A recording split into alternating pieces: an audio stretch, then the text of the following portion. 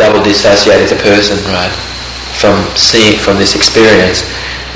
Once the person's run the movie backward a few times and you've desensitized the movie, then the person can actually hop into the movie, see themselves floating down from the projection booth, joining the other person, and joining the other person, and then going up and joining the person in the movie, which is the person you're dealing with, and then have them run the movie backward whilst they're in the movie. Okay, so that the person's joining themselves in their mind again. Okay.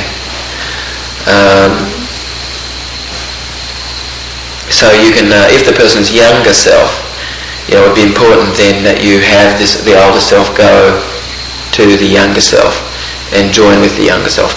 It's very interesting. This is what creates the synesthesia, some structure that's involved in actually creating synesthesia. So you could literally have a technique where here's the desired state in the right hand, here's the stuck state in the left hand, and they're looking at the desired state and they can see the behaviour that's an outcome and the desired state. They can see the stuck state and they're looking at the two, seeing the difference between the two, and slowly, surely bringing their hands together, and then seeing these two completely come together. And in that moment that the synesthesia comes together here in the hands, it's coming together in the brain as well. Okay. So now what I'd like you to do is to visually recall a time when you were having a wonderful time. Make sure that you can see yourself in the picture. And then what I want your partner to do is to anchor you out of the picture. Do you know what that means? That means that you are looking at yourself. And your partner will then, once you're looking at yourself, anchor that. Okay?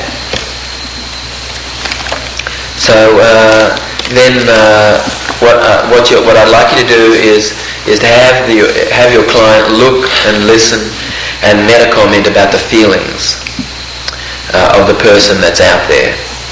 Okay? And so then, so as the person's looking and listening and meta-commenting about the feelings of the person out there, okay, release the anchor, okay, and have the person move into the picture. And then have the person look and listen and feel from being inside the picture, okay. In other words, let's say that, not that somebody would do this, right? Oh, they might. Mostly if you go on a Coney Island, right, the Big Dipper or something like that, most people are kind of associated. Very rarely people are floating out there kind of looking at themselves because the track really does, want you to stay inside your body. However, let's just say that somebody was really freaking out, and they wanted to get a handle on what was happening there. You could have the person dissociate out of their body, look at themselves in an ideal situation or whatever, and then float back into their body, right? And feel the things, and then comment on what it is as they've adjusted things from out there.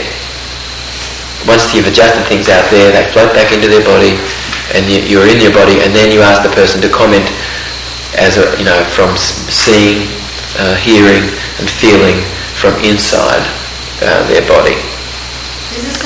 And to compare the differences. So now this exercise is on page 78 in the Practitioner's Manual, so you can follow along with that. Okay, is there any questions? What do you mean about meta-comment? Meta-comment is actually talking about what you're seeing. Okay. Any questions? All right. Okay. It'd be a good idea again to be in threes. It'd be a good idea also to use different threes for this one round. Okay. And each of you should be A, B, and C. C is going to be helping A work with B. Okay.